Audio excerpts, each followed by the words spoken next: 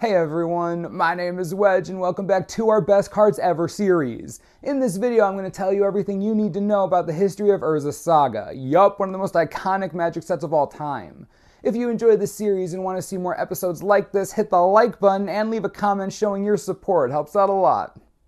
Urza Saga was the first set in the Urza block released on October 12, 1998. The set introduced two new mechanics, Cycling and Echo. Cycling allowed you to discard the card from your hand and draw a new one. All cycle costs were 2 colorless in the set, but newer sets to include Cycling changed up their costs.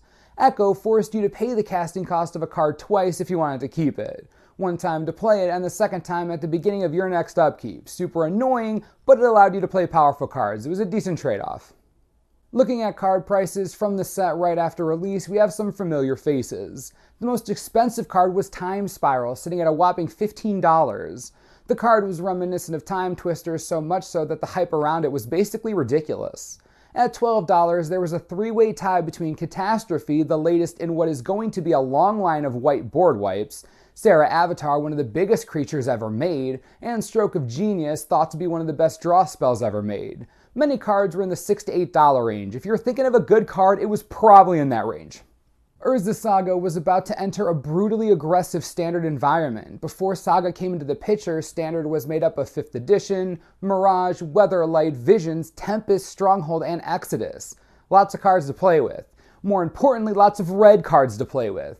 Red Sly was a nightmare and arguably the most popular deck for multiple Standard seasons. Wizards made the mistake of printing too many quality red creatures in a short period of time. Jackal-Pup, Ball Lightning, Mog Fanatic, and the infamous burn spell Fire Blast dominated Standard. The biggest competition for it? A toolbox deck based on Survival of the Fittest and Recurring Nightmare. Right before Saga came into play, this deck won Worlds. Spirit of the Night, Lobotomy, Verdant Force, and a whole array of specialty creatures beat Mono Red in the finals of Worlds. I'd like to tell you more, but that's for another video.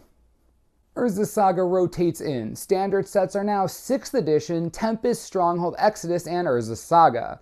To say the absolute least, Standard is decimated as a format. It becomes nearly unplayable. The new powerful land, Tolarian Academy, takes over the entire game of Magic. While the next 2 months didn't bring many Standard tournaments, that's all the time Wizards needed to see what they had done. For those 2 months, this is what people were doing. Playsets of Mox Diamond, Mana Vault, Lotus Petal Vault, Teiki Scroll Rack. Playset of Academy. Super easy to get a ton of mana. Drop all your artifacts, use the Academy, generate more mana than you could ever need, then cast Windfall. Refill your hand, do it all over again next turn, or cast a huge Stroke of Genius because of all the lands you have. Or cast Time Spiral and untap your Academy and do it all over again. You can do that because you have a bazillion mana. Need another way to untap? Mind over Matter. Need a specific card? Intuition. That's all the deck did. You play a ton of artifacts, refill your hand over and over again, then spend a ton of mana and mill your opponent with a Stroke of Genius. Known as Weitz's Academy, this was the most powerful Standard deck to ever exist in the history of Magic. Scary stuff. Tolarian Academy and Windfall were banned in December of 1998, but it was too late. Combo Winter, as it was called, had already started. Everyone remembered Black Summer and the Reign of Necropotence. This was similar. Powerful combo decks utilizing both cards from Urza Saga and some from the past owned Standard. March of 1999 rolls around. Dream Halls is banned because of its easy interaction with Yawgmoth's Will, another broken card from Urza Saga. Earthcraft is finally banned due to its obvious synergy with mana creatures. Fluctuator is banned because remember, all cycling costs are 2. This card let players cycle their entire deck if they wanted to, a true nightmare. Lotus Petal was banned for being too easy of a free artifact mana source. Time Spiral is finally banned, just too powerful to keep in check with how easy it is to get mana even without Academy.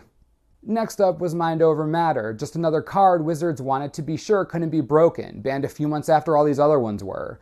Memory Jar received the first emergency ban. Allowing a player to get a free hand, play all those cards, then go back to their original hand was way too powerful.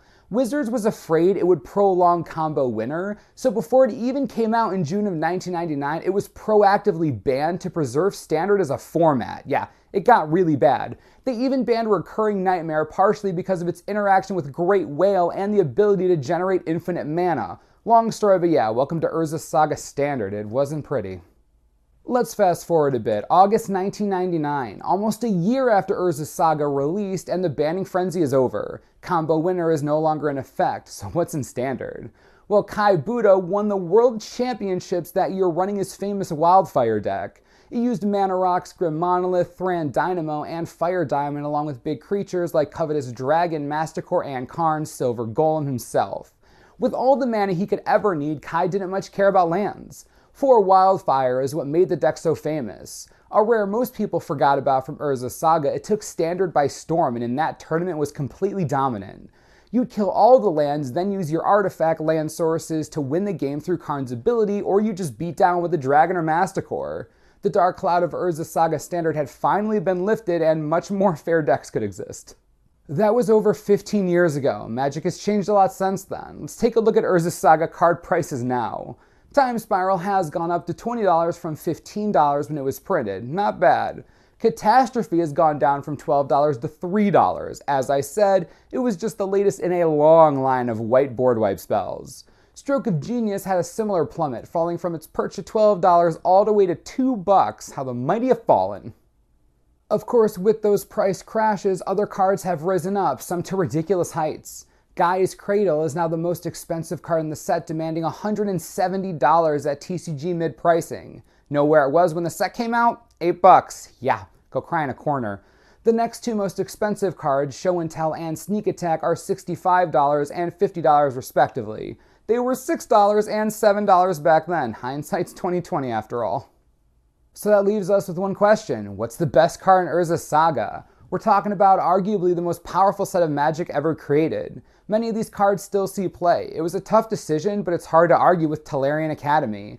It's a monster in Vintage. Even though it's restricted, it's still in every Workshop deck, Esper Mentor, Grixis Thieves, Blue-Red Control, Oath. Every deck that can run the Academy does run the Academy. There's simply no way around it. Tolarian Academy is the best card in Urza's Saga. At least right now, I don't think it's possible to make another argument. Yeah. Hope you enjoyed this episode of Best Cards Ever. If you want to see more, there's a link to our playlist in the description box below. Go check them out. Speaking of down below, let me know how you feel about this episode. You want more? Let me know which sets you want me to cover and I'll do my best to oblige you. As always, subscribe for the latest and most reliable Magic the Gathering information you could ever need. This is the Mana Source. I'm Wedge. Thanks for watching. We'll see you next time.